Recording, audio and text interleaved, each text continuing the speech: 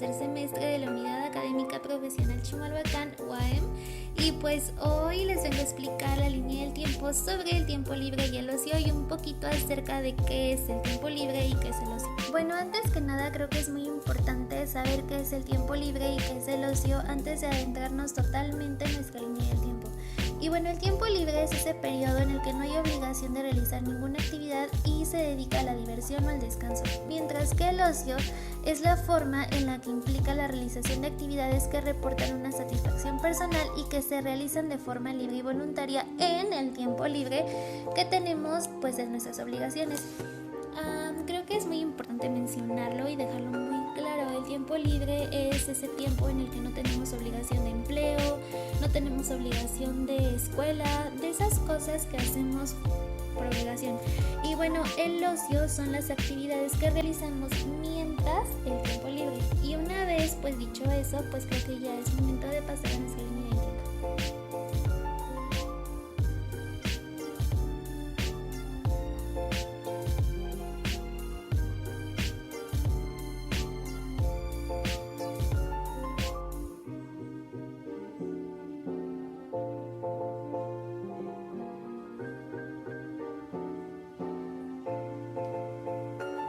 Bueno, yo para realizar mi línea del tiempo utilicé dos lecturas.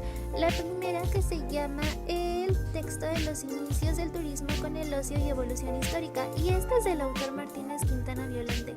Y la segunda apoyándome en las respuestas de la historia, y el autor es Frederick Miune. Sin embargo, yo decidí apoyarme en la lectura de Violante, puesto que Miune, aunque abarca muy bien las 5 etapas, las abarca muy a largos plazos.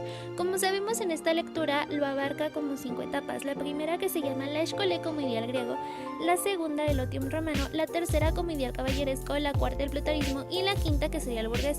Pero el burgués, investigando un poco más en la lectura de Violante, es hasta 1850. Entonces, entre estas fechas, pues hay muchísimos acontecimientos que quise abarcar. Entonces, pues bueno, empezaremos por la Escolé. Y la tercera etapa, que es con el boom de 1945 a 1990. Entonces, pues bueno, esta línea del tiempo está dividida en 3 etapas. La primera que se llama Primera etapa y el turismo a través de la historia. La segunda etapa que data de los siglos XIX y XX. Bueno, pues nuestra primera parada data en el 1200 a.C. y se llama la Escolé como ideal griego, y esto significa cesar o parar, con el sentido originario de estar libre y desocupado y por tanto disponer de tiempo para uno mismo. La Escolé no era sinónimo de no hacer nada, sino la posibilidad de gozar de un estado de paz y contemplación creadora. Esta etapa exigía el ocio y contemplaba la verdad y valoraba la bondad para la contemplación de la belleza y la sabiduría. Nuestra segunda parada de la primera etapa del turismo a través de la historia son los primeros Juegos Olímpicos, que data de 776 a.C.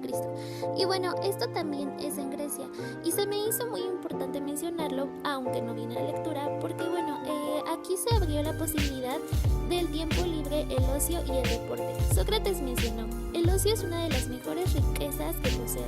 Pueblos griegos tenían gimnasios con baños, vestuarios e incluso hasta salas de conferencias. La tercera etapa ocurre en el 753 a.C. y se llama el Otium romano. Y bueno, el Otium significa tiempo de descanso del cuerpo y recreación del espíritu. Es un tiempo libre del trabajo. Los dioses se compadecían un poco de los hombres y les daban este intervalo de tiempo de descanso. Pero bueno, en Roma introduce el ocio de masas, y las reflexiones, filosofadas, teatro, Juegos Olímpicos solamente lo tenían derecho a hacer los estatus más altos. Como aquí observamos, las clases sociales se dividían en el emperador como el puesto más alto de la pirámide, después los patricios, los plebeyos y los esclavos.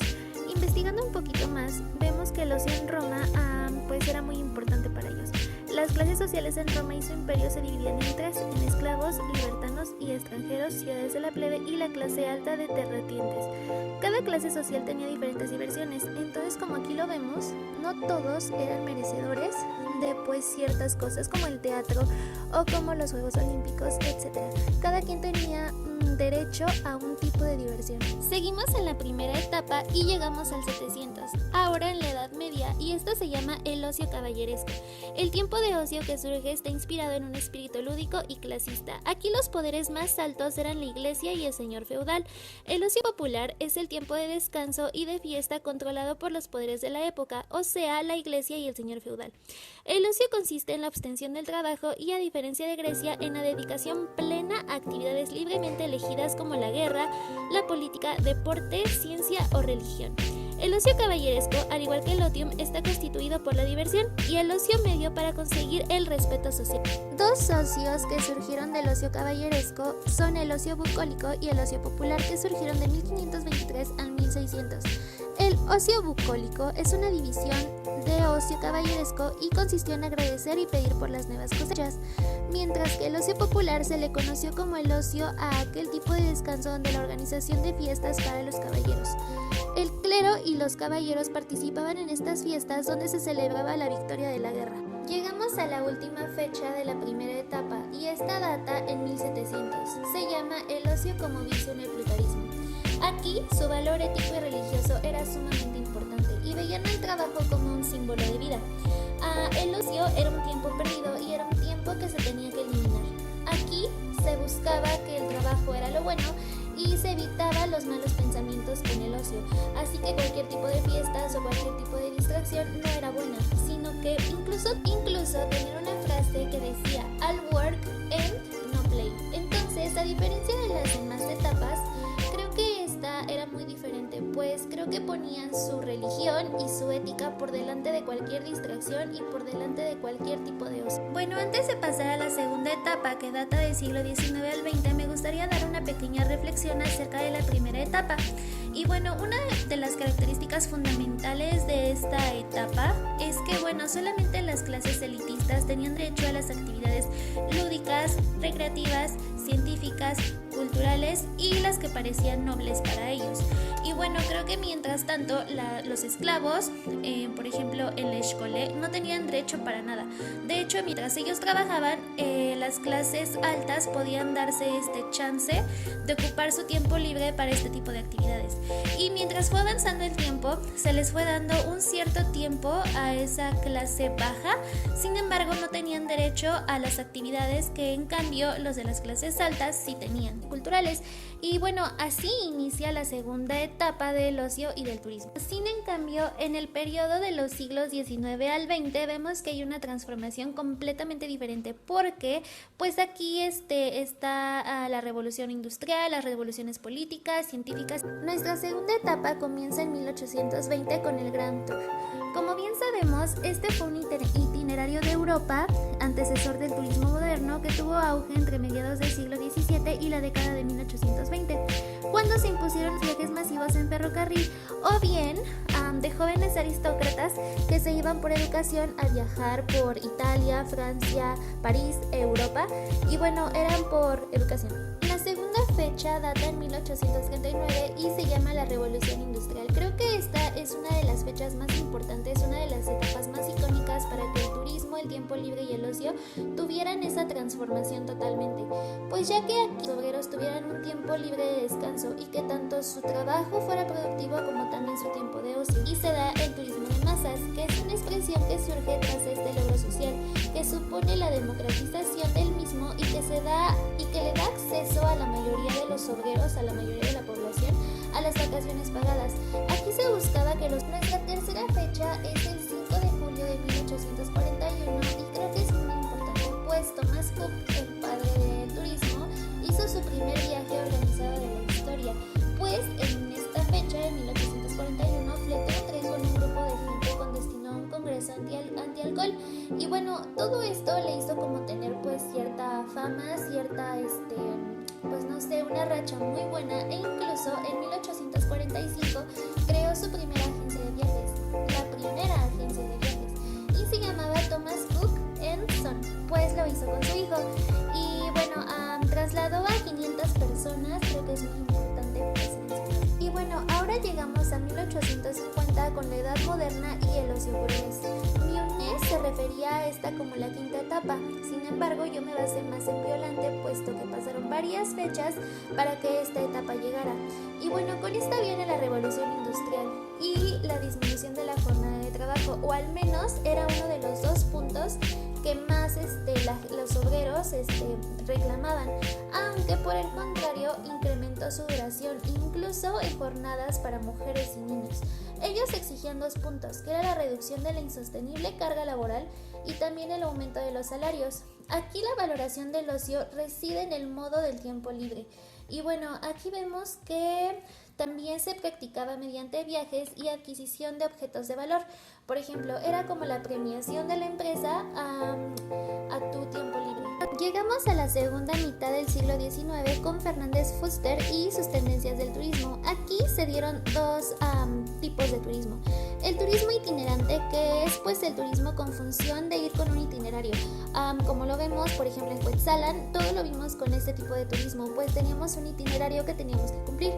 Y también se vio con el turismo residencial, que eran nuevos comportamientos turísticos que implicaban viajes algo lejos. Por ejemplo, el viaje de Monte Carlo en 1860, y aquí se puso muy de moda el paisajismo. Llegamos al 1900 al 1914. En lo personal es una de las etapas que más me llama la atención y se llama Belle en Folk.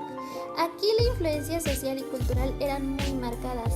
Aquí las experiencias de balneario se quedaron atrás por ahí de 1841 y se dio paso a experiencias en playas, experiencias frías y calientes, pues aquí se daban baños de mar, campestres, palacios, zonas residenciales, y aquí todo se reinventó, pues habían clubes nocturnos, todo era un como ambiente social, ambiente alegre, había mucho folclore, música, flamenco, etc. Aquí la moda era sumamente necesaria y bueno, aquí el art nouveau o modernismo se dio muchísimo, también los hallazgos de yacimientos arqueológicos, el descubrimiento de cuevas, parques de diversión y centros turísticos eran como el top. Y pues aquí la danza popular, exótica, jazz, rock y todo ese tipo de ocio era pues sumamente cool. Entonces de aquí se deriva la French Canfin, que bueno, fue un símbolo cultural en Francia también, y este también fue con los inicios del turismo de masas. A comparación de las tendencias de la... Bueno, antes de pasar a la tercera etapa, que se llama el boom, que es de 1945 a 1990, me gustaría dar también como mi punto de vista acerca de la segunda etapa.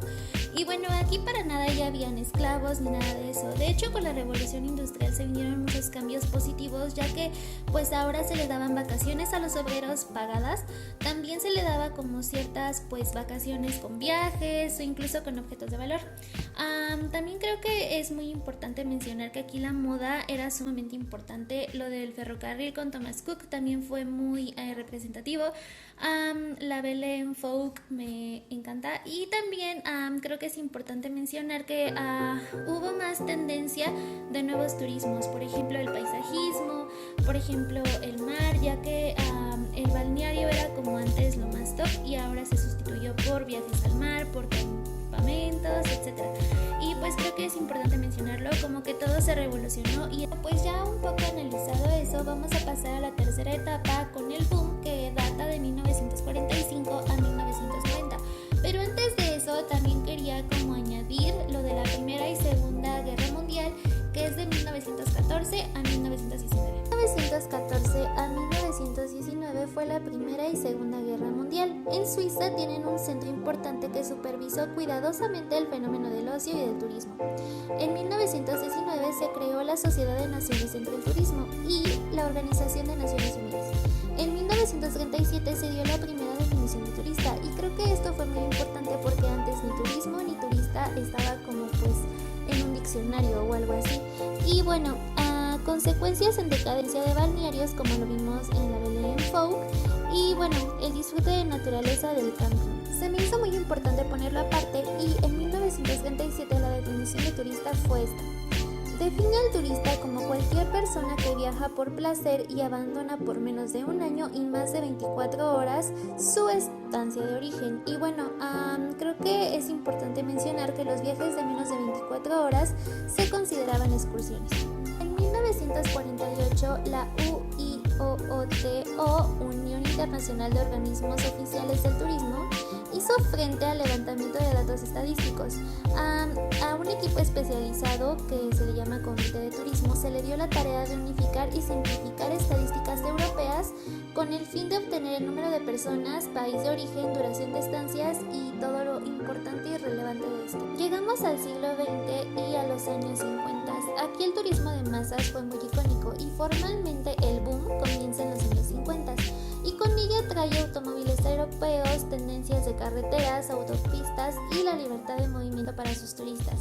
Fernando Fuster coteja a estos hechos en sus análisis socio-históricos de recreación y viajes. Basándonos en la lectura de Violante, como lo hemos estado haciendo, en los años 60 lidera el boom internacional en el turismo. Y bueno, en 1965 en Francia y España ocurrió un evento muy importante donde fue la saturación de la recepción del turismo y alcanzó un puesto importante en la historia. La década de los 70, aquí brotan muchísimas nuevas tendencias. Ahora el bikini se usaba de 2 piezas, el topless también fue algo muy icónico y el sex tour para esta década. El cine cochón, que quise investigarlo, la verdad es que no me quedó muy claro, pero creo que se abordaban como temas de la sociedad, pero salía un puerquito. Entonces, vacaciones para ejecutivos también fue muy importante, el golf y el nudismo también fue muy icónico y la explotación sexual infantil fue algo muy preocupante. En 1981 Fidel Castro fue criticado sumamente por el mal manejo de recursos turísticos y diciendo que explotó. Década de los 80s y 90s. Aquí en la lectura lo aborda muy a largos rasgos, pero creo que es muy importante mencionar algunos puntos que rescaté, y es que fue el año europeo del patrimonio cultural, había muchas conferencias de turismo. Creo que es muy importante mencionar que la reunión mundial de turismo fue en Acapulco en 1982, turismo mundial, turismo y civilización en India, turismo de masas y transición de muchísimos viajeros fueron icónicos en estas décadas. Y bueno, para terminar, sigue el turismo de la nueva era en el siglo XXI, pero eso lo dejaremos. Bueno, esta fue mi línea del tiempo, toda la hice con materiales reciclados y bueno, creo que me apoyé muchísimo en la lectura de Violante, pero también en la de Mione, puesto que abarca muy en específico las 5 etapas. Creo que es muy importante conocer cómo fue el desarrollo del tiempo libre, cómo nació, cómo fue evolucionando, cómo se fue transformando todo, puesto que es muy importante saberlo para el turismo, porque el turismo se dedica a hacer realidad los tipos de ocio. Y bueno, creo que también es importante mencionar que necesitamos un equilibrio. Siempre es bueno como tener una balanza entre nuestra vida ajetreada y también nuestro tiempo libre y cómo decidimos utilizarlo, en qué tipo de ocio decidimos utilizarlo, ya sea en el ocio cultural, el ocio de los deportes, el ocio de la salud, el ocio y el arte. Hay muchísimos tipos, entonces creo que no solamente es quedarnos con que es ociosidad, sino que es una manera de tener un balance mental y físico. Bueno, yo soy Diana, de la licenciatura en turismo del tercer semestre de la Unidad Académica Profesional Chimalhuacán, UAM, y creo que eso fue todo y espero que esté muy cool y que haberme desvelado y todo eso valga toda la pena. Muchas gracias y nada.